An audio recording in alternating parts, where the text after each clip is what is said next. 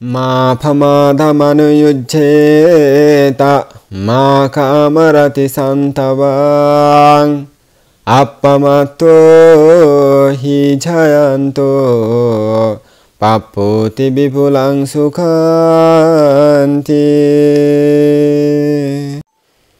আমি সর্বপ্রথমে সেই মহাকারুণিক তথাগত অর্হৎ সম্যক সম্বুদ্ধকে বন্দনা নিবেদন করছি। অতঃপর ত্রিরত্নের অকৃত্রিম কৃতজ্ঞ পূজারী সদ্ধর্ম পিপাসু শ্রদ্ধাবান শ্রদ্ধাবতী উপাসক উপাসিকাদেরকে আমার মৈত্রীময় আশীর্বাদ জানাচ্ছি। শ্রদ্ধাবান উপাসক উপাসিকাগণ, আপনারা শুনতেছেন আমাদের গৌতম বুদ্ধের এক সুন্দর জীবন কাহিনী। অতীতে তিনি বোধিসত্ত্ব অবস্থায় কী জীবনযাপন করতেছিলেন, কীভাবে নিজের সংযত জীবনযাপন করেছিলেন, সে বিষয়ে দেশনা শুনতেছেন। তো তিনি নাগকুলে জন্ম নিয়েও আবার দেবরাজ ইন্দ্র হওয়ার জন্য উপসৎশীল পালন করতেন। উপসৎশীল পালন করার জন্য নাগরাজ্য উপযুক্ত নয় বিদায় তিনি মনুষ্যলোকে এসে একটা বটগাছের অদূরে বল্মীকের উপর শুয়ে শুয়ে ছদ্মবেশ ধারণ করে অশ্বশীল পালন করতেন। তারপর কি হলো শুনুন। সেই সময় বারাণসী নগরের দরজার নিকটে, যে একটা রাজধানীর বড় বড় দরজা থাকে, তার দরজার নিকটে কোনো গ্রামবাসী এক ব্রাহ্মণ সমুদত্ত নামক তার পুত্রকে সঙ্গে নিয়ে বনে যেত। নানা রকম শূল যন্ত্র ফাঁস, যেভাবে প্রাণীকে ধরা যায় সেভাবে প্রাণী ধরে সেগুলো মারত এবং মেরে কাঁধে তুলে বাড়িতে নিয়ে যেত, বাজারে বিক্রি করত। এইভাবে তারা জীবিকা নির্বাহ করত। সে একদিন একটা ছোট একটা গুয়াপের বাচ্চাও পেল না, কিছুই পেল না ওই দিন। অর্থাৎ বিক্রি করার জন্য কি বিক্রি করবে বাজারে, সারা দিন বলে ফাঁদ পেতে কল পেতে কোনো শিকারে গিয়ে তীর মেরে কোনো কিছুই পেলেন না। তো এই কারণে কোনো কিছু না পেয়ে ওই ব্রাহ্মণ তার পুত্রকে বলল, বৎস, যদি কালী হাতে ফিরে যাই তোর মা তো রেগে লাল হবে, মুখে যায় সে তাই বলবে, আমাকে এমন বকাঝকা করবে, তা বলার আর কথা রাখে না। কি যে বলবে, আমাদের কান জ্বালা হয়ে যাবে তার কথা শুনতে শুনতে। এই কথা সেই কথা আমাদেরকে একদম নাজেহাল অবস্থা করবে তোর মা। আচ্ছা চল দেখা যাক, যা কিছু পাই যেটা হোক সেটা একটা কিছু নিয়ে যেতেই হবে। ইহা বলে সে বোধিসত্ত্বের ওই পশুত স্থানে, যেখানে তিনি ওই বল্মীকের উপর শুয়ে শুয়ে অষ্টশীল পালন করেন, সেখানে উপস্থিত হলো। যে সকল মৃগ ওই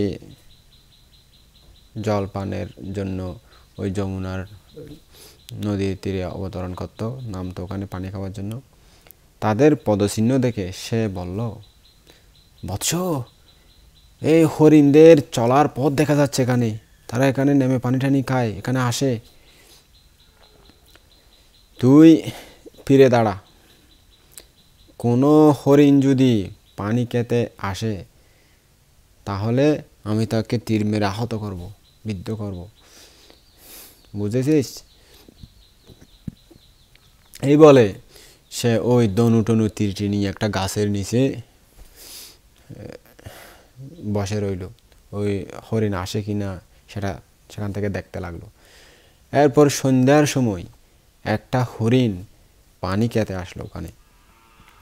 ব্রাহ্মণ তাকে তীর দিয়ে এমন মারলো, সে মৃগটা কিন্তু সেখানে পড়ে না গিয়ে ওই তীরের আঘাত পেয়ে সেখান থেকে পালিয়ে যেতে লাগলো দৌড়ে দৌড়ে। তার ক্ষতস্থান থেকে রক্ত বের হতে লাগলো। ওই পিতা পুত্র দুজনেই তাকে দৌড়াতে লাগলো। শেষে ওই হরিণটা যখন দুর্বল হয়ে পড়ল, মাটিতে পড়ে গেল, তখন তারা ওই হরিণটাকে তলোয়ার দিয়ে দুভাগ করে ওই কাঁধে নিয়ে মাংস বিক্রি করার জন্য বন থেকে বের হলো। তারা যখন সেই বট বৃক্ষের কাছে পৌঁছলো, তখন সূর্য ডুবে গেল, অর্থাৎ রাত হয়ে গেছে।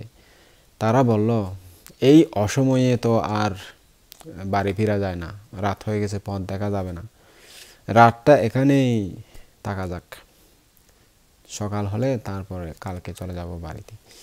তারা ওই মাংসগুলো এক স্থানে রেখে ওই গাছের মধ্যে উঠে পড়লো এবং ওই গাছের কোটরের বড় বড় শাখা গেছে, ওখানে কোনো সুন্দর একটা স্থানে ওরা শাখার ভিতরে শুয়ে পড়লো।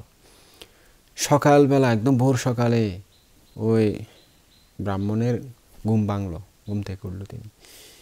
সে হরিণের শব্দ শোনার জন্য কান টান একদম খাড়া করে রইল, কোনো হরিণের শব্দ শোনা যায় কিনা, আবার যদি দুই একটা পেয়ে যায় তাহলে তো ভাগ্য খুলে যাবে। এমন সময় ওই পূর্বে বোধিসত্ত্বকে যেভাবে নেওয়া হতো, তাকে নেওয়ার জন্য নাগকন্যারা এসে বোধিসত্ত্বকে পুষ্পাসনে সাজালো।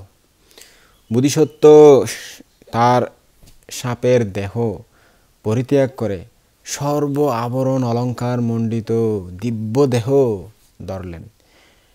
ওই আসনে দেবরাজ ইন্দ্রের মতো বসলেন, ওই তাদের রানীর সাজানো আসনে বসলেন দেবরাজ ইন্দ্রের মতো। তখন নাগকন্যারা নানা রকম সুগন্ধি দ্রব্য দিয়ে, ফুল দিয়ে তাকে পূজা করল। এরপর দিব্য নাচ গান এবং দিব্য বাদ্য বাজনা সহকারে তাকে আনন্দ দিতে লাগলো, তাকে সম্মান করতে লাগলো। ওই শব্দ শুনে ব্রাহ্মণ বলল, আরে কে রে এই লোকটা, এর পরিচয় জানতে হবে, উনি কে, এত সম্মান করতেছে, এত সুন্দরী সুন্দরী মেয়েরা তাকে এত গান নাচ গান করে, তাকে যে সম্মান করছে সে কে জানতে হবে। তখন ওই ব্রাহ্মণ পুত্রকে বলল, উঠো উঠো বাবা, উঠো উঠো, তাড়াতাড়ি উঠো। কিন্তু ইহা বলেও সে তাকে জাগাতে পারল না, সে অঘোর ঘুমের মধ্যে রয়ে গেছে তার পুত্র। তখন সে বলল, আরে থাকুক, শুয়ে থাকুক, সমস্যা নাই, মনে হয় বেচারা বড় ক্লান্ত হয়েছে, কালকে অনেক পরিশ্রান্ত হয়েছে, একটা হরিণকে দৌড়াতে দৌড়াতে অনেক ক্লান্ত হয়েছে, সে কারণে বেশি করে ঘুমাচ্ছে হয়তো, আমি গিয়ে তার পরিচয়টা জেনে নিই। সে ওই গাছ থেকে নামলো এবং বোধিসত্ত্বের নিকট গেল। তাকে দেখে নাগকন্যারা তাড়াতাড়ি ওই বাদ্যযন্ত্রণাদি সহ ওই মাটির ভিতরে ঢুকে নাগভবনে চলে গেল। বোধিসত্ত্ব সেখানে একাই বসে রইলেন। ব্রাহ্মণ তার সামনে গিয়ে প্রশ্ন করলেন, এখানে এত সুন্দর আসনে, এত সুন্দর করে সাজানো গোছানো ফুলের আসনে সুন্দর করে বসে আছো, নানা রকম সুন্দরী রমণীরা তোমার এত সম্মান করতেছে, নাচে গানে তোমার আনন্দ বিনোদন করতেছে, তোমাকে যেভাবে তারা বিনোদন দিচ্ছে, তোমার শরীর কি সুন্দর, তোমার চোখ দুটি কি সুন্দর, তোমাকে দেখে আমার মনে একটা বিস্ময় উৎপন্ন হয়েছে, কিরে এত গভীর জঙ্গলের মধ্যে আসলে উনি কে, তোমার পরিচয় আমি জানতে চাই, এত সুন্দর কাপড়, তোমার চোপড় কামার, তোমার সাজগোজ কত সুন্দর, সত্যি করে আমাকে পরিচয় বলো তো, তোমাকে যে সুন্দরী মেয়েরা এত সুন্দর করে সেবা করতেছে, কোথায় তোমার বাসস্থান, তুমি থাকো কোথায়, কি পরিচয় তোমার, তোমার পরিচয় আমি জানতে চাই, তুমি কি আসলে দেবতা নাকি কোনো বৃক্ষ দেবতা নাকি কোনো অন্য কোনো দেবতা নাকি যক্ষ নাকি ঋদ্ধিমান কোনো নাগরাজ, কে তুমি, সত্যি করে তোমার পরিচয়টা বলো তো। ইহা শুনে বোধিসত্ত্ব ভাবলেন, আমি যদি দেবরাজ ইন্দ্র এই কথা বলি, কোনো বা অন্য কোনো দেবতা আমি দেবতা হিসেবে পরিচয় দিই, এটা বললেও ওই ব্রাহ্মণ সেটাই বিশ্বাস করবে, কিন্তু আজ আমাকে সত্যিই বলতে হবে, আমি কোনোদিন মিথ্যা বলতে পারবো না, আমি সত্যিই বলবো, আমি যেটা সেটাই বলবো। এটা মনে মনে সিদ্ধান্ত নিয়ে তিনি যে নাগ এই পরিচয় দেওয়ার জন্য বললেন, হ্যাঁ ব্রাহ্মণ, আমি ঋদ্ধিমান নাগ, তেজস্বী, আমি ইচ্ছে করলে পুরো রাজ্য ধ্বংস করে দিতে পারি। আমার বিষের এত শক্তি, আমি ইচ্ছা করলে সমস্ত মানুষকে মুহূর্তের মধ্যে জ্বালিয়ে দিতে পারি। আমি সমুদ্র ভিতরে যে নাগ রাজা আছেন ধৃতরাষ্ট্র, তার সন্তান আমি। আমার মায়ের নাম সমুদ্রজা, আমার বড় ভাইয়ের নাম সুদর্শন, আর আমার নাম হলো বুড়িদত্ত। বুড়িদত্ত নামে আমাকে সবাই চিনে, আমি সবার কাছে বুড়িদত্ত হিসাবে পরিচিত। এই বলে বোধিসত্ত্ব আবার ভাবলেন, এই ব্রাহ্মণ অত্যন্ত রাগী এবং পরুষ স্বভাবের, লুবি। হয়তো এই ব্রাহ্মণ কোনো সাপুড়েকে সংবাদ দিয়ে আমার এই উপসৎ কর্মের ব্যাঘাত ঘটাতে পারে, আমাকে ডিস্টার্ব করতে পারে। অতএব নাগভবনে নিয়ে গিয়ে মহাসম্মান সহকারে এর আদর অভ্যর্থনা করা যাক, একে প্রচুর পরিমাণে ধন সম্পদ দেওয়া যাক, পুরস্কার দেওয়া যাক। এইভাবে তাকে পুরস্কার দিলে হয়তো তিনি আমার ঠিকানা বলবেন না, আমাকে এখানে উপসৎ করতে আসতে আর কোনো বাধা থাকবে না, আমার ঠিকানা বলে দেবে না, কোনো সাপুড়েকে আমার কথা বলবে না, টাকা পেয়ে সন্তুষ্ট হয়ে থাকবে। মনে মনে এরূপ সংকল্প করে তিনি ওই ব্রাহ্মণকে বললেন, হ্যাঁ ব্রাহ্মণ, আমার বাসস্থান ওই সমুদ্রের ভিতরে যে নীল রঙের পানি দেখা যাচ্ছে, কি সুন্দর, ওই ভিতরে আমাদের বাসস্থান। তুমি ওখানে গেলে সুন্দরভাবে তোমাকে সেবা যত্ন করব। তুমি তাড়াতাড়ি সুন্দর করে প্রস্তুত হয়ে নাও ওখানে যাওয়ার জন্য, মন স্থির করে নাও। ওখানে নাচে গানে, তোমার খাওয়ায় দাওয়ায়, সুখে শান্তিতে তুমি ওখানে থাকতে পারো, কোনো অভাব থাকবে না তোমার, সব ইচ্ছা তোমার পূরণ করে দেব। সুন্দরভাবে, ধার্মিকভাবে, সাধুগতভাবে তুমি ওখানে জীবনযাপন করতে পারবে। তখন ব্রাহ্মণ বলল, প্রভু, আমার একটি পুত্র সন্তান আছে, যদি সেও সঙ্গে যেতে রাজি হয় তাহলে যেতে পারি। তখন বোধিসত্ত্ব বললেন, যাও তাহলে তোমার পুত্রকে নিয়ে আসো, ওকে ডেকে নিয়ে আসো। ব্রাহ্মণ গিয়ে পুত্রকে এই সকল কথা বলল, অর্থাৎ নাগলোকের যে সৌন্দর্য, ওখানে যে সুখে থাকতে পারবে, কোনো অভাব হবে না, নাচে গানে তাদেরকে সুখে রাখবে, বিনোদন দেবে, রমণীরা এরকম সুখে শান্তিতে খাওয়া দাওয়া, কোনো কষ্ট হবে না, কথা বলল। তার সঙ্গে নিয়ে ওই সন্তানকে সঙ্গে নিয়ে বোধিসত্ত্বের নিকট ফিরে আসলো। মহাসত্য তাদের ওই দুজনকে সঙ্গে নিয়ে যমুনা নদীর তীরে গমন করলেন। তীরে দাঁড়িয়ে তিনি বললেন, হ্যাঁ ব্রাহ্মণ, তুমি চিন্তা করিও না, তোমাকে আর তোমার ছেলেকে সুন্দরভাবে নাগরাজ্যে গিয়ে পরম সুখে রাখবো, তোমাদেরকে সুখে শান্তিতে সেবা করব, কোনো অভাব থাকবে না, সব কিছু যেগুলো মানুষের কাম্য বস্তু আছে সেগুলো দিয়ে তোমাদেরকে সন্তুষ্ট রাখবো। এই বলে বোধিসত্ত্ব পিতা পুত্র উভয়কে নিজ ঋদ্ধি পাবে নাগভবনে নিয়ে গেলেন। তারা সেখানে দিব্যভাব প্রাপ্ত হলো। বোধিসত্ত্ব তাদেরকে দিব্য সম্পত্তি প্রদান করলেন। তাদের প্রত্যেকের সেবার জন্য অনেক নাগকন্যা নিয়োজিত করে দিলেন। তারা সেখানে মহাসম্পত্তি লাভ করল। বোধিসত্ত্ব অপ্রমত্তভাবে আগের ন্যায় উপসৎ কর্ম সম্পাদন করতে লাগলেন। তিনি প্রতিপক্ষে মা বাবার চরণ দর্শন করতে যেতেন। সেখানে ধর্মকথা বলে ব্রাহ্মণের নিকট ফিরতেন, তাকে কুশল জিজ্ঞাসা করতেন, ভালো আছেন কিনা, কোনো অসুবিধা আছে কিনা, কোনো কিছুর প্রয়োজন আছে কিনা, সেগুলো সম্বন্ধে সে জিজ্ঞেস করতেন। যদি প্রয়োজন হয় সেগুলো দিয়ে দেওয়ার জন্য সবাইকে আদেশ দিতেন এবং শেষে বলতেন, তুমি উৎকণ্ঠিত হইও না, চঞ্চলতা যেমন যে আসে সেগুলো যাতে আপনার না আসে, সুখে শান্তিতে এখানে বাস করুন, নাচে গানে খাওয়ায় দাওয়ায় যা কিছু ইচ্ছা হয় সেভাবেই জীবনযাপন করো, কোনো অসুবিধা নাই। এরপর সোমদত্তর কাছে গিয়ে তাকেও সম্মান জানিয়ে তাকেও সব কিছু বুঝিয়ে দিয়ে নিজের ঘরে ফিরে যেতেন। ব্রাহ্মণ ওই নাগরাজ্যে এই রূপে 1 বছর পর্যন্ত সুখে শান্তিতে বাস করল। এরপর তার পুণ্য ক্ষয় হয়ে গেছে, অর্থাৎ 1 বছর সুখে থাকার মতো তার পুণ্য ছিল, সেই পুণ্য যেহেতু ক্ষয় হয়ে গেছে, তার আর ওখানে ভালো লাগতেছে না, চঞ্চলতা লাগতেছে, ভালো লাগছে, উৎকণ্ঠা লাগতেছে, আর এখানে ভালো লাগতেছে না, এত পরম সুখে আছে, কোনো অভাব নেই, তবুও সেখানে ভালো লাগতেছে না।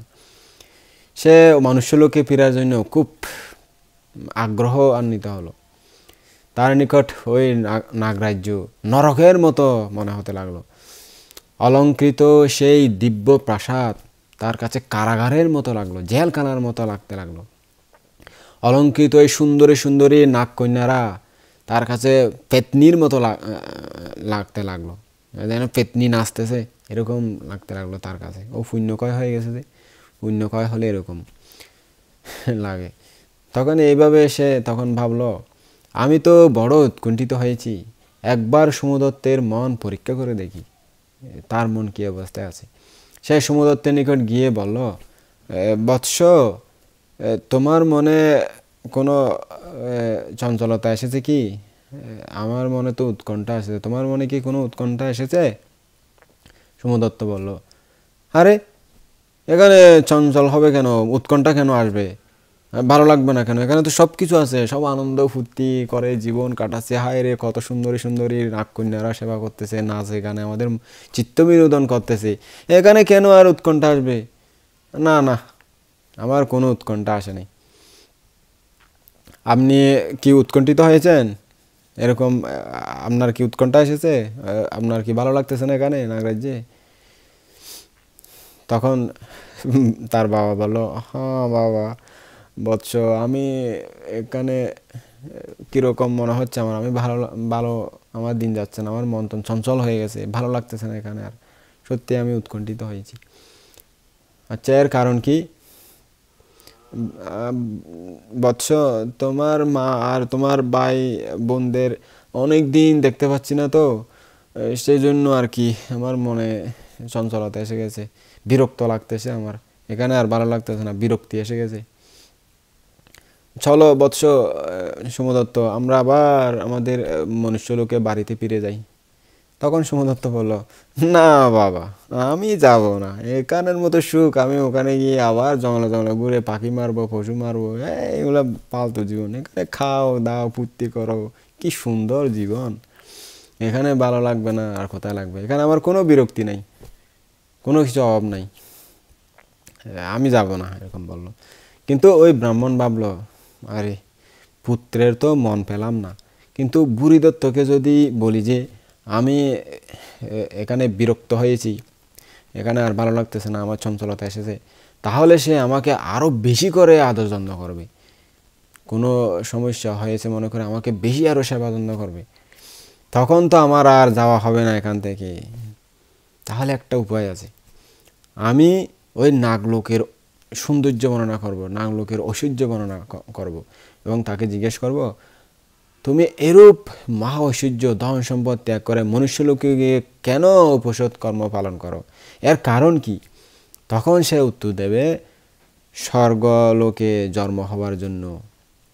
তখন আমি বলবো, তুমি যদি এরকম সম্পত্তি ত্যাগ করে স্বর্গ লাভ করার জন্য উপসৎ কর্ম পালন করো, তখন আমাদের পক্ষে তো এই ব্রত, এই উপসৎ কর্ম আরও বেশি মন দিয়ে পালন করা উচিত, কেননা আমরা এতদিন পর্যন্ত অনেক পাপ করেছি, অনেক প্রাণী হত্যা করেছি, জীবিকা নির্বাহের জন্য অনেক অকুশল কর্ম করে আসতেছি।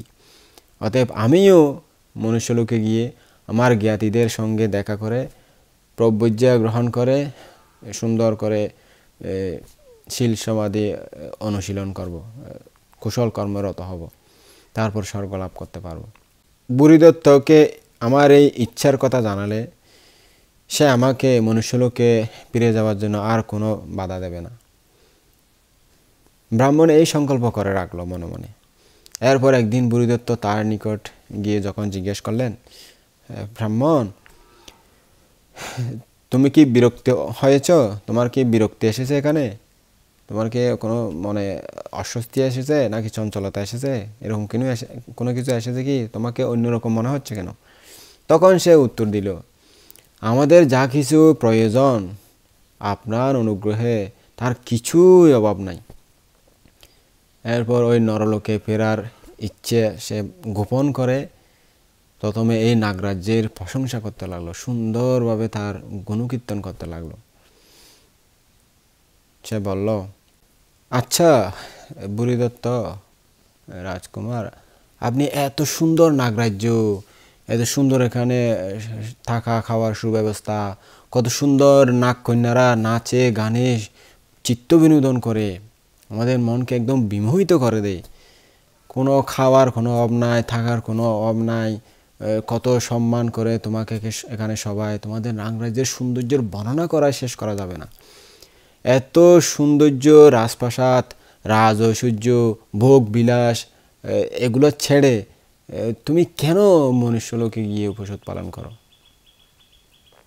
ইহা শুনে বোধিসত্ত্ব বললেন, হে ব্রাহ্মণ, তুমি এমন কথা মুখে আনিও না। এমন কথা মুখে আনলে আমার লজ্জা লাগে। দেবরাজ ইন্দ্রের সম্পত্তির তুলনায় আমাদের এই সম্পত্তি সুমেরু পর্বতের পাশে একটা সরিষার দানা নেয়, একদম ক্ষুদ্র থেকেও ক্ষুদ্র, তুলনাও করা যায় না। আমরা দেবরাজ ইন্দ্রের সেবক হওয়ারও উপযুক্ত নই। এ কথা শুনে ব্রাহ্মণ বললেন, আরে কি বলেন, আপনার এই দিব্য প্রাসাদ, এই নাগরাজ্যের এই প্রাসাদ দেবরাজ ইন্দ্রের প্রাসাদের মতো সুন্দর। তখন বোধিসত্ত্ব বললেন, না না, কখনোই না। আমি সেই প্রাসাদ স্মরণ করে তা পাওয়ার আশায় এত কষ্ট করে এই উপসৎশীল পালন করতেছি। মনুষ্যলোকে গিয়ে নিজের জীবন বিপন্ন করে আমি এই ধর্ম আচরণ করতেছি, এই শীল পালন করতেছি একমাত্র ওই দেবলোকের দেব ঐশ্বর্য, দেবসুখ পাওয়ার জন্য। দেবরাজ ইন্দ্রের সুখ যখন থেকে দেখেছি তখন থেকে আমার মন ব্যাকুল হয়েছে তা পাওয়ার জন্য। ইহা শুনে ব্রাহ্মণ তখন বুঝতে পারল তার নিজের ওই গোপন ইচ্ছা জানানোর জন্য এখন উপযুক্ত সময় হয়েছে।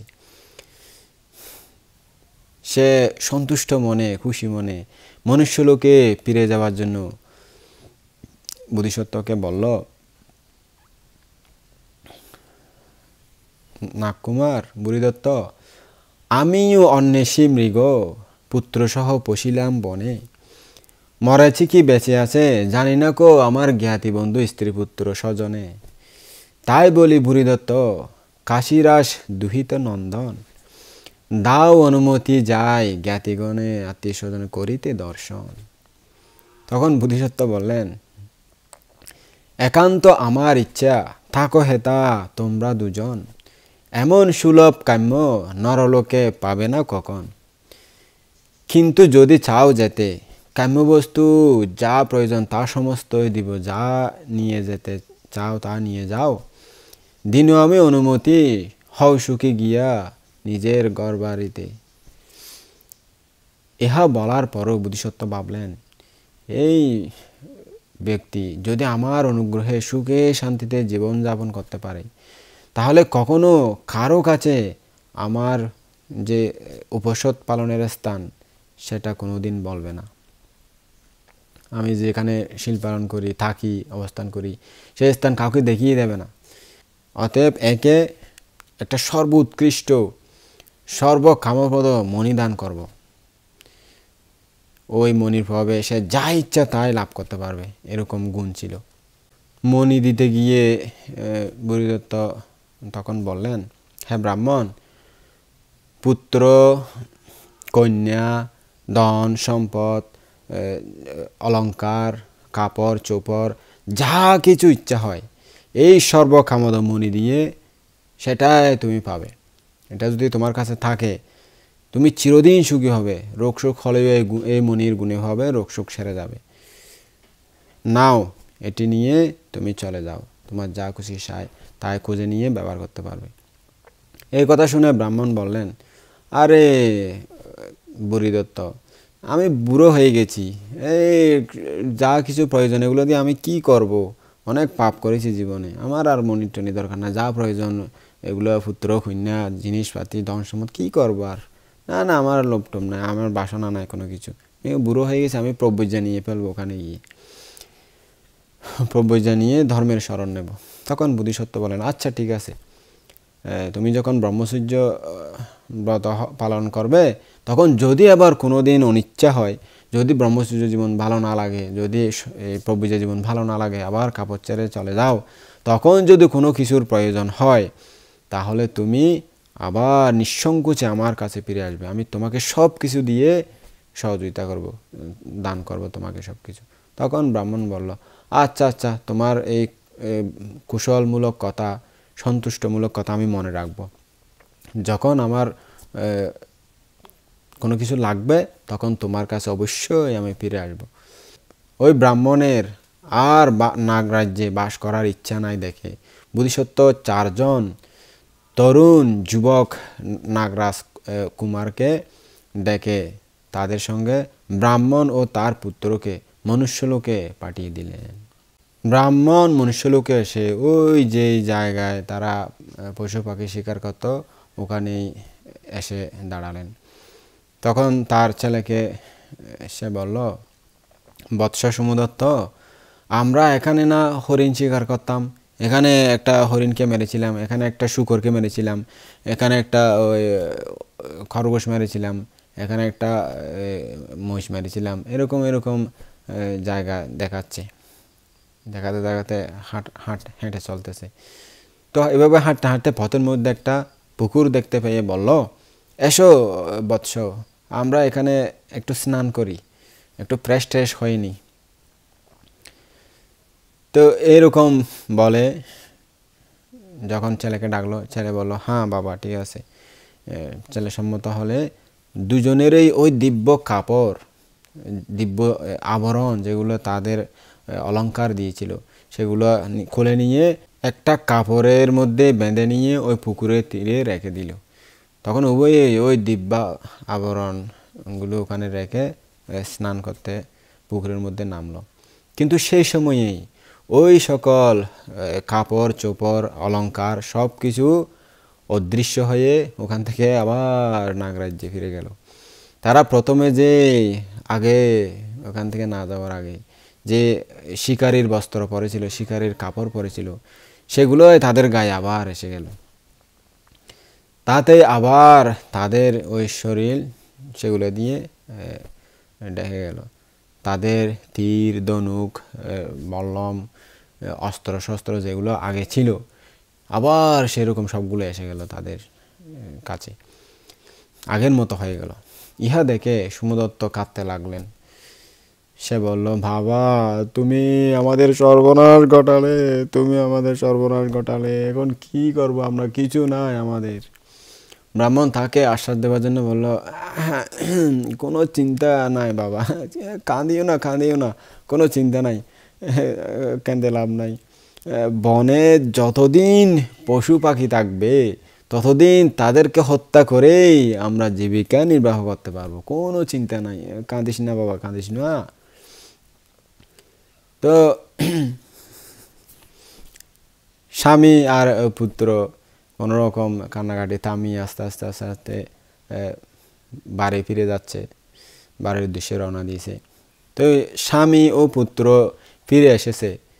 সোমদত্তের মা একথা শুনে তাদেরকে সুন্দরভাবে আগু বাড়িয়ে নিয়ে তাদেরকে ঘরে নিয়ে গেল এবং তাদেরকে খাওয়ার দাওয়ার দিয়ে তাদের ক্ষুধা নিবৃত্তি করলো।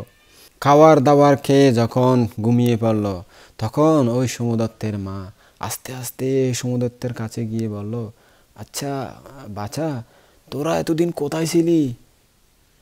তখন সোমদত্ত বলল, মা, ওই বুড়িদত্ত নামক নাগরাজ আমাদেরকে নাগরাজ্যের মহাপুরীতে নিয়ে গিয়েছিলেন। সে বিশাল সম্পত্তি, সে বিশাল রাজপ্রাসাদ, ওখানে নিয়ে গিয়েছিলেন আমাদেরকে, আমরা ওখানে সুখে শান্তিতে ছিলাম। কিন্তু আমার বাবা তার বিরক্তির কারণে এখন সেখান থেকে আবার এখানে মনুষ্যলোকে ফিরে আসতে হয়েছে। আচ্ছা, ফিরে আসার সময় তোরা কিছু আনিসনি ওখান থেকে? না মা, কিছুই আনি নাই। আরে সে কি, তিনি কি তোদেরকে কিছু দেয় নাই? মা, বুড়িদত্ত সর্বকামদ মণি দিতে চেয়েছিল আমাদেরকে, অর্থাৎ যা খুশি তাই ওই মনির ভাবে আমরা পেতাম, যেটা চাইতাম সেটাই পেতাম, সেটার নাম ওই সর্বকামপ্রদ মণি। কিন্তু ওই আমার বাবা বোকা, উনি তা গ্রহণ করেননি, উনি নেননি। না আমি নেব না এরকম বলছিল। তো কেন নেননি তিনি? মা বাবা নাকি প্রব্রজ্যা নিয়ে ফেলবে, অনেক পাপ করেছে। বটে বেটা, এতকাল আমার উপর আমার ঘাড়ে ছেলে সন্তানের দায়িত্ব তুলে দিয়ে, আমাকে দায়িত্ব দিলে নাগলোকে আরামে ছিল, স্বর্গসুখ ভোগ করেছে, এখন কিনা আবার সন্ন্যাসী হবে, দুষ্ট কোথাকার। এটা ভেবে খুব রাগান্বিত হয়ে গেল সে, খুব রাগ করে সে। তখন কিছু না পেয়ে খুঁজতে খুঁজতে একটা খই বাজার একটা হাতা ছিল যেটা দিয়ে খই বাজে, ওই খই বাজার হাতে দিয়ে এটা নিয়ে ব্রাহ্মণের পিঠে, ওই স্বামীর পিঠে এমন টম টম টম মারতে লাগলো বেচারা। হ্যাঁ, বেচারা পোড়া মুখ বামন, সন্ন্যাসী হবি, হ্যাঁ সন্ন্যাসী হবি, মণি লস নাই, মণি দেওয়ার সময় আমি সন্ন্যাসী হবো, ববির নেব, পাপ করেছি, আমার উপর সব দায়িত্ব দিয়ে 1 বছর আরামে খাইছিস ওখানে, আর এখন সন্ন্যাসী হওয়ার জন্য মণি নস নাই। তবে সন্ন্যাসী না হয়ে এখানে কি, এখানে বাড়িতে কেন আসছিস দুষ্ট কোথাকার? সন্ন্যাসী হয়ে যাইতে পারতি না, এখানে কেন আসলি আমার বাড়িতে? হ্যাঁ দূরো দূরো, তাম তাম এমন মার দিচ্ছে বেড়ে, এমন মার দের বেচারা বউয়ের মায়ের হাতে দম দম দম। দূরো এমন ঘর তো বাইরে, দূরো ঘর তো বাইরে যাগই। তো বেচারা ব্রাহ্মণ হদ দেখা, ওরে মারো না, মেরো না, মেরো না, প্লিজ গো, মেরো না, মেরো না। আহা বদ্রে, রাগ করো না, রাগ করো না। যতদিন জঙ্গলের মধ্যে পশু পাখি থাকবে, হরিণ শুকর থাকবে, ততদিন আমি তোমার ও তোমার ছেলে মেয়েদের ভরণ পোষণ করব, কোনো চিন্তা নাই। আর মারো না, অনেক মার খেয়েছি, রাগ করো না প্লিজ। তো এইটা কোনো রকম বলে বুঝিয়ে সুজিয়ে তার স্ত্রীকে থামালো বেচারা। তো ব্রাহ্মণ পরদিন থেকে আবার ওই তার পুত্রকে সঙ্গে নিয়ে বনে গিয়ে পশু শিকার করে করে, হরিণ শুকর এগুলো শিকার করে করে জীবিকা নির্বাহ করতে লাগলেন। তো ওই সময়ে হিমালয় পর্বতে দক্ষিণ সাগরের দিকে এক গরুর পাখি একটা সানমিনী বৃক্ষে বাস করত। সে একদিন তার পাখার বাতাস দিয়ে সাগরের জল এভাবে 2 ভাগ করে নাগভবনে নেমে তার ঠোঁট দিয়ে একটা বিশাল নাগের মাথা ধরে নিয়ে যাচ্ছিল। নাগদেরকে কিভাবে ধরতে হয় গরুর পাখিরা তখন তা জানত না। সেজন্য ওই গরুর পাখিটা নাগটার মাথায় ধরে দুপাশের পানি মিলিত হওয়ার আগেই তাকে তুলে হিমালয়ের দিকে ছুটে চলল। এত শক্তি ছিল ওই গরুর পাখিগুলোর, এভাবে পাখার বাতাস দিয়ে এমন পানিগুলো 2 ভাগ করবে, তারপরে ওই নাগরাজ ধরে তুলে পানি এভাবে চলে আসার আগে হিমালয়ে ওইদিকে উড়াল দেয়। এত শক্তিশালী ছিল গরু পাখি। এটা অনেক বিশ্বের একটা অদ্ভুত জিনিস। এখন এগুলো নাই, অনেক কিছু হারিয়ে গেছে। ওই যে আমি বলছি না, অনেক কিছু হারিয়ে গেছে, সত্য যুগের অনেক কিছু হারিয়ে গেছে, এখন নাই। যেমন হয়তো আপনারা বিশ্বাস করবেন না, হ্যাঁ সমুদ্র বাক করতে পারে নাকি একটা পাখিরা বাতাস দিয়ে, ছিল তখন ছিল। যেমন এখন আমরা এখন মানুষদেরকে যদি বলি একটা প্রাণী এমনভাবে জীব দিয়ে 50, 60টা 100টা মানুষ খেয়ে ফেলতে পারে, সেটা অনেকে বিশ্বাস করবে না, কিন্তু সেটা ছিল। বিজ্ঞানীরা প্রমাণ করেছে ডাইনোসর একটা প্রাণী ছিল, এত শক্তিশালী ছিল যে জিব্বা দিয়ে এরকম করবে যে 100-200 মানুষ খেয়ে ফেলতে পারবে। তো এখনও ছেলে মেয়েদেরকে বললে বিশ্বাস করবে না। ও বিজ্ঞান যেটা বলবে, বিজ্ঞান যেটা বলবে সেটাই বিশ্বাস করবে। বিজ্ঞান যদি বলে সেটা বিশ্বাস করবে। এমনি আমরা ধর্মীয় দৃষ্টিকে লেখা ছিল বললে হবে না। তো এরকম ছিল আর কি, বিশ্বাস না করার কিছু নাই, সত্য যুগে অনেক কিছু ছিল। তো এরকম পাখিটার এত শক্তি ছিল যে ওইরকমভাবে নাগদেরকে ধরে সে নাগের মাংস খেত। তো নাগটা তার মুখ থেকে ঝুলতে ঝুলতে চলতো, অর্থাৎ সে যেহেতু ধরে ফেলেছে, ঝুলে ঝুলে লম্বা করে ঝুলে ঝুলে চলে যেত। তখন কাশী রাজ্যের এক ব্রাহ্মণ ঋষি প্রব্রজ্ঞা গ্রহণ করে হিমালয়ে পণ্যশালা নির্মাণ করে বাস করতেছিলেন। তার চঙ্কমনের এক প্রান্তে একটা বিশাল বট গাছ ছিল। ঋষি ওই বট গাছের নিচে দিয়ে বিহার করতেন, অর্থাৎ দিনের বেলা একটু চঙ্কমন করতেন, একটু বসতেন, ধ্যান করতেন, এরকম জীবনযাপন করতেন। গরুর পাখিটা ওই বট গাছের উপর দিয়ে ওই নাগরাজকে ধরে নিয়ে যাচ্ছিল। নাগটা ঝুলতে ঝুলতে মুক্তি লাভের আশায়, তার জীবন বাঁচানোর আশায় লেজ দিয়ে ওই গাছের একটা বড় শাখা এভাবে পেঁচিয়ে ধরল। গরুর এটা জানতে পারে নাই যে সে কখন ওই গাছটা পেঁচিয়ে ধরেছে। সে নিজের অসীম শক্তি দিয়ে আকাশে উড়ে যেতে লাগলো। ওই বট গাছটা তার এই অসীম শক্তির প্রভাবে বট গাছটা সহ টেনে উবড়ে চলতে লাগলো, অর্থাৎ উৎপাটিত হয়ে গেল। সুপর্ণ নাগকে নিয়ে ওই শালমিনী বনে চলে গেল ওকে খাওয়ার জন্য। সেখানে তার ঠোঁট দিয়ে আঘাত করে তাকে একদম দুভাগ করে ওই তার মাংস খেয়ে ফেলল। তারপর যেটা কাঁটাটা ছিল, যেটা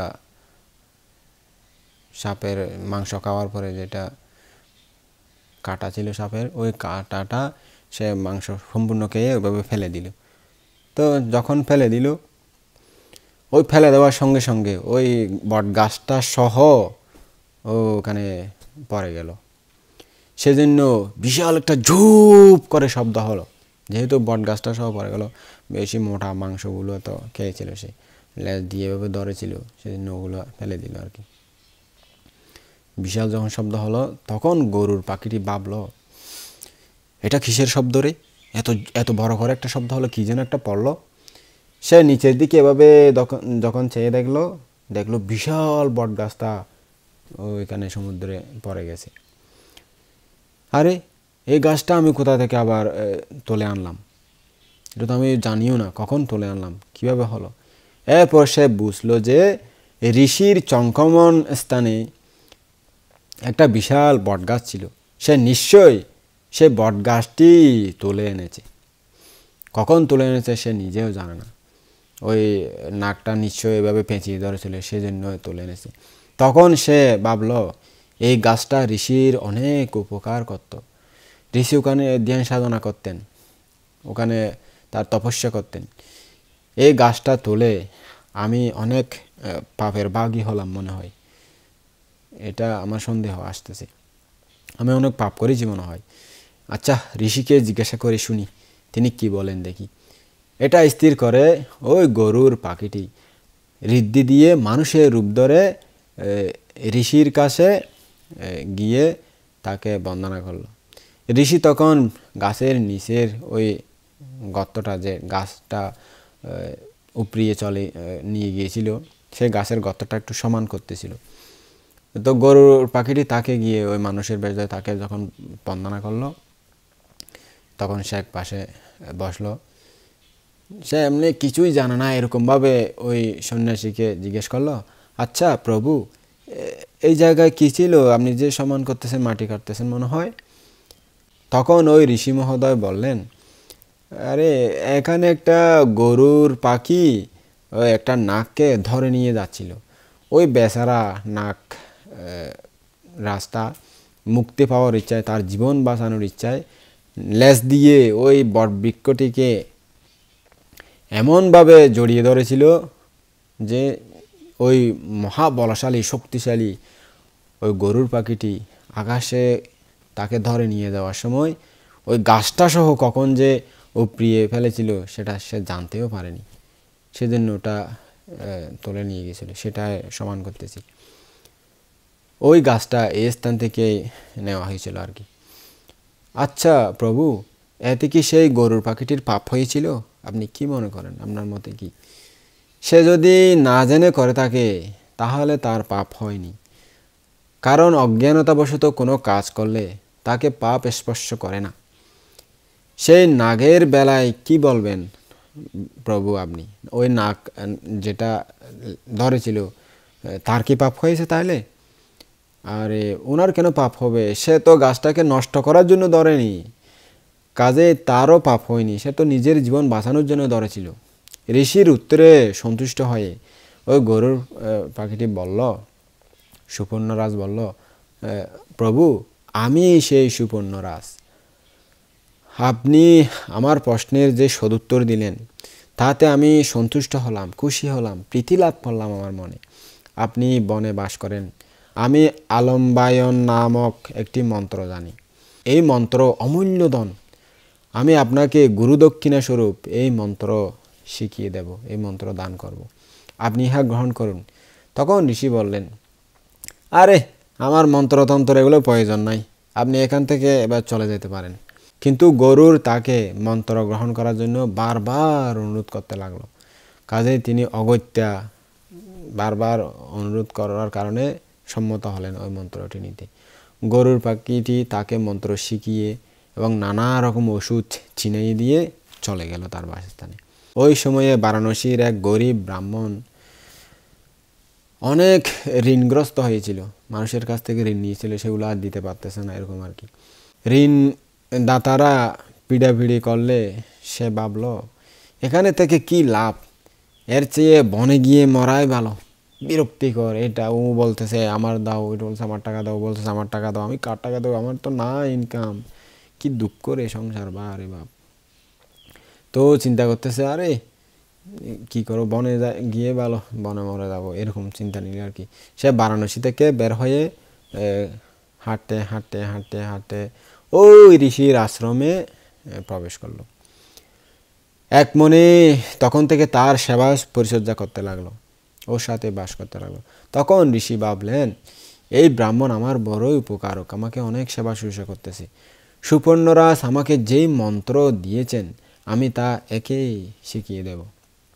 তিনি ব্রাহ্মণকে বললেন, দেখো আমি আলম্বায়ন নামক একটি মন্ত্র জানি, তোমাকে এই মন্ত্র দিচ্ছি, তুমি এই মন্ত্রটি নাও, গ্রহণ করো, তোমার কাজে আসবে। ওই ব্রাহ্মণ বলল, না না না প্রভু, মন্ত্রতন্ত্র এগুলো আমার প্রয়োজন নাই, প্রয়োজন নাই, দরকার নাই, এগুলো কি করব, আমার দুঃখে ভারত কাঁদতেছে। কিন্তু ওই ঋষি বারবার তাকে অনুরোধ করলেন, না তোমার এটা কাজে আসবে, এটা অমূল্য ধন, এটা একদিন না একদিন কাজে আসবে, তুমি শিখে নাও, শিখে নাও, শিখে নাও। এরকম বলতে বলতে ওই ব্রাহ্মণ সম্মত হলো মন্ত্রটি শিখতে। ঋষি তাকে মন্ত্র দান করলেন, সব কিছু শিখিয়ে দিলেন এবং ওই মন্ত্রের উপযুক্ত কী কী ওষুধ লাগে সেগুলো কিভাবে প্রয়োগ করতে হয় সেগুলো সবগুলো বুঝিয়ে দিলেন। তখন ব্রাহ্মণ ভাবল, এত দিনে আমার জীবিকা নির্বাহের একটা পথ হলো, বাপ রে বাপ, এতদিন কত কষ্ট পেয়েছি, কত ঋণগ্রস্ত হয়েছি, এখন সুখে আমি জীবিকা নির্বাহ করতে পারবো, টাকা ইনকাম করতে পারবো, সুন্দরভাবে সংসার করতে পারবো।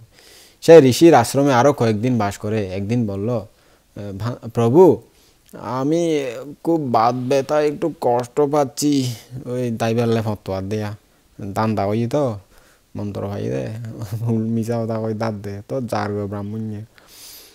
সে এই চলাকলার কৌশলে এটা উল্টা পুল্টা বলে অভিনয় করে ঋষির কাছ থেকে বিদায় নিল। তার ক্ষমা ভিক্ষা করে, তাকে প্রণাম করে বন থেকে তখন যাত্রা শুরু করলো। এভাবে যাত্রা শুরু করে হাঁটতে হাঁটতে হাঁটতে ক্রমান্বয়ে ওই যমুনার তীরে উপস্থিত হলো। যমুনার তীরে উপস্থিত হয়ে মন্ত্র পাঠ করতে করতে সেই পথ দিয়ে যাচ্ছিল। ওই দিন বুড়িদত্তের হাজারো পরিচারিকা সেবিকা সেই সর্বকামপ্রদ মণিসহ নাগভবন থেকে বের হয়ে উহা ওই যমুনা নদীর তীরে বালুর উপর রেখে সমস্ত রাত পানি খেলা করে কাটিয়েছিল এবং যখন সকাল হলো তখন নিজের দেহ সর্ব আবরণে পোশাক আশাদি পরে ওই মণিটির চারিদিকে বসে ওই মণির সৌন্দর্যের মধ্যে নিজের দেহ উদ্ভাসিত করতেছিল, তাদের আলাপ সালাপ করতেছিল। ওই ব্রাহ্মণ মন্ত্র জপ করতে করতে সেই জায়গায় উপস্থিত হলো। তো নাগকন্যারা মন্ত্রের শব্দ শুনে ভাবলো লোকটা মনে হয় ছদ্মবেশধারী সুবর্ণরাজ হবে। এই জন্য তারা খুব তাড়াতাড়ি ভয় পেয়ে সেই মণিটা না নিয়েই ওই অদৃশ্য হয়ে গেল, মাটির মধ্যে অদৃশ্য হয়ে নাগভবনে চলে গেল। ওই ব্রাহ্মণ মণি দেখে ভাবলো আমার মন্ত্র সফল হয়েছে আজকে। সে খুশি মনে ওই মণিটা তুলে নিয়ে আবার পথ চলতে লাগলো। ওই সময়ে সেই নিষাদ বৃত্তিধারী শিকারী ব্রাহ্মণ তার পুত্র সোমদত্তকে সঙ্গে নিয়ে হরিণ শিকার করার জন্য, পশু পাখি শিকার করার জন্য বনে প্রবেশ করতেছিল। সে ব্রাহ্মণের হাতে মণি দেখে তার পুত্রকে বলল, বৎস, বুড়িদত্ত আমাদেরকে যেই মণি দিতে চেয়েছিলেন এটা সেই মণি ন? সোমদত্ত বলল, হ্যাঁ বাবা, এই সেই মণি, আমি তো দেখেই চিনতে পারছি তুমি এটাই নাওনি বুড়িদত্তের কাছ থেকে।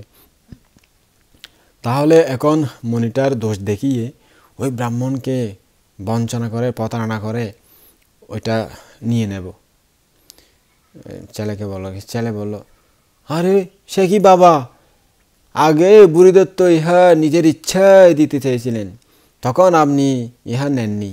এখন কিন্তু এই ব্রাহ্মণই আপনাকে বঞ্চনা করবে, আপনি বুঝতে পারতেছেন না। এই ব্রাহ্মণই আপনার সাথে প্রতারিত করে আপনাকে পরাজয় করে দেবে। এখন কিন্তু এই ব্রাহ্মণই আপনাকে প্রবঞ্চনা করবে, আপনাকে ঠকিয়ে দেবে, আপনি বুঝতে পারছেন না। আপনি এটা করবেন না, আপনি নীরবতা অবলম্বন করুন, ওটা করতে যাবেন না আপনি। তখন ব্রাহ্মণ ছেলেকে বলল, আরে দেখ না বৎস, আমরা দুজনের মধ্যে কে কাকে ঠকাতে পারে দেখি, তাইলে কে কাকে প্রবঞ্চনা করতে পারে, দেখা যাক কার জয় হয়। ইহা বলে সে আলম্বায়নকে বলল, আরে এত সুন্দর মনোরম মুক্তার মতো এই সুন্দর মণিটি তুমি কোথায় পেয়েছো? তখন আলম্বায়ন বলল, আরে ওইখানে বসে নাগকন্যারা চারিদিকে গোল করে বসেছিল, ওখানে সকালবেলা আমি সেই পথ দিয়ে যাচ্ছিলাম, তো ওখানে উপস্থিত হওয়া মাত্র ওটা পেলে তারা চলে গেল, সেখান থেকে পেয়েছি আর কি। তখন ওই নিষাদ ব্রাহ্মণ আলম্বায়নকে ঠকিয়ে ওই মণিটি নেওয়ার উদ্দেশ্যে সেই মণির অগুণ বর্ণনা করে তাকে বলতে লাগলেন, তুমি এটা কি জন্য নিছো, এটা তুমি আমাকে দিয়ে দাও, এটা বহু অমঙ্গলজনক, এটা যদি তুমি পেয়েছো, যদি ঠিকমতো পড়তে না পারো, পড়ার সময় যদি ঠিকমতো না পড়ো, তাহলে এটা অনেক ক্ষতিকারক, কোলে রাখার সময় যদি ঠিকমতো না রাখো, তোমার পরিবার পরিজন সব কিছু ধ্বংস হয়ে যাবে, ওটা আমাকে দিয়ে দাও, ওটা আমি নিয়ে নেব, এই খুব ক্ষতিকারক, এই অমূল্য রতনটা আমাকে দিয়ে দাও। তখন আলম্বায়ন বলল, না না, আমাকে অনেক গরু, রত্ন, হাতি, ঘোড়া আমাকে দিলেও এই মহারত্ন আমি কাউকে বিক্রি করব না, এটা বিক্রি করার জন্য আমি নিই নাই, অনেক পুণ্য ফল আমি পেয়েছি। তখন ব্রাহ্মণ বলল, আচ্ছা তুমি এটা কিছু দিয়ে বিক্রি করবে না, তো কি দিলে এটা বিক্রি করবে, কি পেলে সেটা আমাকে দিয়ে দেবে, বলো তো, সত্যি করে বলো তো।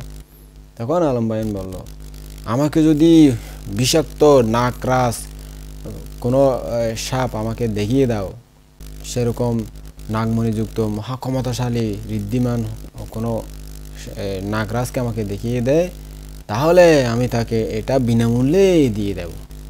তখন ব্রাহ্মণ বলল, আরে তুমি কি কোনো সুবর্ণ রাস, তুমি কি কোনো সাপ ধরে খায় এরকম কোনো জাতির এই গরুর পাখি, ছদ্মবেশে মানুষের রূপ ধরে বিচরণ করতেছ, নাকি সাপ খুঁজে খুঁজে খাবে এরকম ইচ্ছে, এরকম ছদ্মবেশে বিচরণ করতেছ? তখন আলম্বায়ন বলল, না না, আমি কোনো সুবর্ণ রাজ নই, আমি সুবর্ণ রাজকে কোনোদিন দেখিও নি, আমি একজন সুনিপুণ বৈদ্য, আমি একটা শক্তিশালী মন্ত্র জানি, এটাই আমার পরিচয়। তখন ব্রাহ্মণ জিজ্ঞেস করলো, কি শক্তি তোমার, তোমার জ্ঞান বিদ্যা কি রকম, কিসের উপর ভরসা করে তুমি সেরকম বিষাক্ত সাপ কোষ করতেছ, তুমি নিজের জ্ঞান সম্পর্কে অভিজ্ঞতা জানো তো? আমি তো বুঝতে পারিনি তুমি এত বিষাক্ত সাপ কিভাবে কন্ট্রোল করবে, কি জন্য কোষ করতেছ? তখন আলম্বায়ন আত্মশক্তি জ্ঞাপন করার জন্য বলল, আমি একসময় ঋণগ্রস্ত হয়ে জঙ্গলে চলে গিয়েছিলাম, ওখানে একজন ঋষি বাস করত, ধ্যান সাধনা করত, সংযতশীল সমাধির গুণে গুণান্বিত। ওখানে আমি থেকে ওনাকে অনেক সেবা যত্ন করেছি, অনেক দিন তার সেবা যত্ন করে ওই পাহাড়ের মধ্যে বাস করেছি, তার সাথে সুন্দরভাবে বসবাস করেছি। তো সে আমার প্রতি সন্তুষ্ট হয়ে সে আমাকে ওই মন্ত্রটি নিতে বলেছিল। তো বারবার নিতে বলায় আমিও সেই মন্ত্র নিয়েছি। ওই আলম্বায়ন নামক মন্ত্রটির অদ্ভুত গুণ, মহাক্ষমতাশালী। সেই মন্ত্রর বলেই আমি এত শক্তিশালী। এর পরে আমি আলম্বায়ন নামে পরিচিত হয়েছি, সবাই আমাকে ওই নামে চিনি। ইহা শুনে ওই নিষেধবৃত্তিধারী ব্রাহ্মণ ভাবল, যে নাগরাজকে দেখিয়ে দেবে আলম্বায়ন, তাকেই ওই মণিটা দেবে, আর কাউকে দেবে না। আমি বুড়িদত্তকে দেখিয়ে দিয়ে ওই মণিটা তার কাছ থেকে নিয়ে নেব। এরপর তিনি তার ছেলের সঙ্গে পরামর্শ করার জন্য তার ছেলেকে বলল, এসো বাবা সোমদত্ত, ওই মণিটা আমরা তার কাছ থেকে নিয়ে নেব। হাতের লক্ষ্মী লাঠি দিয়ে তাড়াতে নাই, লক্ষ্মী যখন হাতের কাছে এসেছে তাকে যে করে হোক তাকে নিয়ে নিতে হবে। তখন তার কথা শুনে সোমদত্ত বলল, আমাদেরকে নাগরাজা নিজের কাছে নিয়ে গিয়ে এত সম্মান করলেন, এত সেবা করলেন, তিনি সর্বকামদ মণিটা আমাদেরকে নিজের ইচ্ছায় দিতে চেয়েছিলেন। কত কল্যাণকর তিনি আমাদের জন্য করেছেন, আমাদের কোনোদিন অনিষ্ট কামনা করেনি। আমরা অজ্ঞানতাবশত যদি এরকম করি আমাদের মহাপাপ হবে। আমরা তো ধন পেতে চাইলে তার কাছে যেতে পারি, তিনি তো আমাদেরকে বলেছেন কোনো কিছু লাগলে ওখানে গিয়ে তার কাছে খুঁজতে। তো সুতরাং এটা কোনোদিন করতে পারবো না। আপনি তার সাথে মৈত্রীতা যে হয়েছে সেটা কোনোদিন শত্রুতায় করে নেবেন না। উনি আমাদেরকে সব কিছু দিয়েছেন, আশা মিটিয়েছেন, যা চাও তাও নিয়ে যাও সেরকম বলেছেন। তো তার কাছে সব কিছু পেয়ে আমরা যদি অকৃতজ্ঞতা করি সেটা ঠিক হবে না। তখন ব্রাহ্মণ বলল, আরে হাতে যা পেয়েছো তাই নিয়ে নাও, পরে কি হবে, পরে কি পাবো না পাবো সেটার আশা দুরাশা, যা পেয়েছো সামনে সেগুলো হাতিয়ে নাও। তখন সোমদত্ত বলল, না না, মৃত্যুদোহী যারা তারা বিনাশপ্রাপ্ত হয়, তারা একদিন না একদিন মৃত্যুর মুখে পড়ে ভীষণ যন্ত্রণা পায়। বেঁচে থাকলেও তারা নরকের মতো জীবনযাপন করে, প্রেতের মতো জীবনযাপন করে। এই পৃথিবীতে তাদের সুখ বলতে আর কিছু নাই। তাদের পদে পদে বিপদ হয়, নিজের পায়ে নিজেই কুড়ান মারে তারা। যদি ধন সম্পদ চাও বাবা, তুমি বুড়িদত্তর কাছে যাও, ওই নাগরাজ তোমাকে যেতে বলেছে, আমন্ত্রণ জানিয়েছে। যখনই ধন সম্পদ পুড়িয়ে যাবে তখনই ওনার কাছে যেতে, তোমার আশা উনি নিশ্চয় পূরণ করবেন। কিন্তু এরকম পাপ কোনোদিন করবেন না, তার যে স্থান দেখিয়ে দেবেন না, তাহলে আপনি অবশ্যই অচিরেই ফল পেয়ে বিনাশপ্রাপ্ত হবেন। ব্রাহ্মণ বলল, আরে বৎস সোমদত্ত, পাপ হলেও ব্রাহ্মণেরা ওই যজ্ঞ টজ্ঞ করে শুদ্ধি হয়ে যায়, স্নান করে গঙ্গা স্নান করে শুদ্ধ হয়ে যায়, যজ্ঞ করে শুদ্ধ হয়ে যায়। তা আমিও এটা যদি পাপ হয়ও, ওকে দেখিয়ে দিলে পাপ হয়ও, তা আমিও যজ্ঞ করে শুদ্ধ হয়ে যাব, পবিত্র হয়ে যাব, এটা আর কি। তখন সোমদত্ত তার কথা শুনে বলল, হ্যাঁ দিক এই পাপিষ্টা, এখনই আমি আমার বাবাকে ছেড়ে চলে যাচ্ছি। এরকম পাপিষ্টার সাথে আজ থেকে আমার যাতে কোনোদিন সাক্ষাৎ না হয়। এই জঘন্য পাপী যে এত আমাদেরকে সেবা করেছে, এত আমাদেরকে সম্মান করেছে, তাকে এভাবে মৃত্যুর পথে ঠেলে দিচ্ছি। এরকম পাপীর সাথে চলা আমার জন্য সম্ভব নয়, অসঙ্গত, আমার উচিত নয় এরকম পাপিষ্টার সাথে থাকা। সে যদি বাবাও হয়, এরকম পাপিষ্টার সাথে আমি থাকবো না, তাহলে আমিও বিনাশপ্রাপ্ত হব তার সাথে সাথে। সুপণ্ডিত ব্রাহ্মণ কুমার এরূপ বলেও যখন তার বাবাকে নিজের অভিপ্রায় মতো কাজ করাতে পারল না, তখন সে বজ্র গম্ভীর স্বরে বনস্থলীর দেবগণকে চমকিত করে বলল, আমি এমন পাপী মানুষের সাথে থাকবো না, এখনই আমি চলে যাচ্ছি। সে ব্রাহ্মণের সামনেই পালালো এবং পালাইয়ে ওই হিমালয়ের গভীর জঙ্গলে প্রবেশ করে প্রব্রজিত হয়ে জ্ঞান সাধনা করতে করতে পঞ্চবিজ্ঞ অষ্টসমাপ্তি লাভ করে ব্রহ্মলোক পরায়ণ হলে। তিনি ওখানে গিয়ে জ্ঞান সাধনা ব্রহ্মলোক চলে গেলেন। তো ওই নিষেধ বৃত্তিধারী ব্রাহ্মণ কিন্তু ভাবল, সোমদত্ত নিজের বাড়ি ছাড়া আর কোথায় যাবে। এরপর আলম্বায়নকে একটু বিরক্ত দেখে সে বলল, ভেবো না আলম্বায়ন, আমি বুড়িদত্তকে দেখিয়ে দিচ্ছি, আমি জানি সে কোথায় আছে। এরপর সে আলম্বায়নকে সঙ্গে নিয়ে নাগরাজ যেখানে উপোষদ পালন করতেন সেখানে গেল। নাগরাজ দেহ কুণ্ডলিত করে তখন শুয়েছিলেন। তাকে দেখে কিছু দূরে অবস্থান করে ব্রাহ্মণ তাকে হাত দিয়ে এভাবে দেখিয়ে দিল, আরে আলম্বায়ন, ওই যে দেখো, ওই যে শুয়ে আছে, তার চক্ষু রক্তবর্ণ সুন্দর, তার শরীরটা কেমন কোমল পরায়ণ, দেখে মন জুড়িয়ে যায়। ওই বিশাল মাথাটি দিয়ে যে ধ্যান সাধনায় রত আছে, ভূষদ পালনের রত আছে ওখানে, সে তার শরীর একদম কোমল স্বভাবের। ধরো, তুমি তাড়াতাড়ি গিয়ে ওই নাগরাজটাকে ধরো, তাড়াতাড়ি তোমার মণিটা আমাকে দাও, আমি দেখিয়ে দিছি, তুমি বলেছিলে ওই নাগরাজ দেখিয়ে দিলে তুমি আমাকে দিয়ে দেবে মণিটা, দাও এখন দাও, তাড়াতাড়ি দাও। এরকম ভাবে দেখিয়ে দিয়ে তার মণিটা খোঁজ করতেছে। তো বোধিসত্ত্ব এভাবে চোখ খুলে ওই নিষেধ বৃত্তিধারী ব্রাহ্মণকে দেখতে পেলেন এবং তিনি ভাবতে লাগলেন, এই বুঝি আমার উপোষদ পালনের অন্তরায় শুরু হয়েছে, আজকে থেকে আমার জীবন বিপন্ন হবে। আমি একে নাগভবনে নিয়ে গিয়ে বিশাল সম্পত্তির অধিকারী করেছিলাম, তাকে অনেক সুখ দিয়েছিলাম, শান্তিতে রেখেছিলাম, আমি মণি দান করলেও ও নিতে চায়নি, এখন কিনা একটা সাপুড়েকে নিয়ে এখানে এসেছে, এত অকৃতজ্ঞ মানুষ। আমি এই মিত্রদোহীর উপর যদি এখন ক্রোধান্বিত হই, রাগান্বিত হই, তাহলে আমার শিলভঙ্গ হবে, আমার পারামি পূর্ণ হবে না। আমি প্রথম থেকেই চতুরঙ্গ বিশিষ্ট উপোষদ শীল গ্রহণ করেছি, সেই ব্রত অব্যাহত রাখতে হবে, আমাকে পারামি পূরণ করতে হবে গভীরভাবে, কঠোরভাবে। আলম্বায়ন আমাকে খণ্ড খণ্ড করে কাটুক, আমার মাংস রান্না করে খাক, আমাকে শুলে বিদ্ধ করুক, আমাকে যে খুশি তাই করুক, আমি কিছুতেই তার উপর রাগ করব না। আমি যদি এর দিকে চেয়েও থাকি, তাতেও আমার উপোষদ ভঙ্গ হবে। অর্থাৎ রাগচিত্তে যদি চেয়ে থাকে, সেরকমও তার মনে অকুশল উৎপন্ন হতে পারে, সেজন্য উপোষদের ক্ষতি হতে পারে। মনে মনে এরূপ চিন্তা করে বোধিসত্ত্ব চোখ বন্ধ করে তার অধিষ্ঠান পারামিকে সবার উপরে পালনীয় বলে স্থির করলেন এবং ওই কুণ্ডলের মধ্যে, গোল চাকের মধ্যে মাথাটি লুকিয়ে নিশ্চলভাবে এভাবে নীরব হয়ে একদম নড়াচড়াহীনভাবে শুয়ে রইলেন।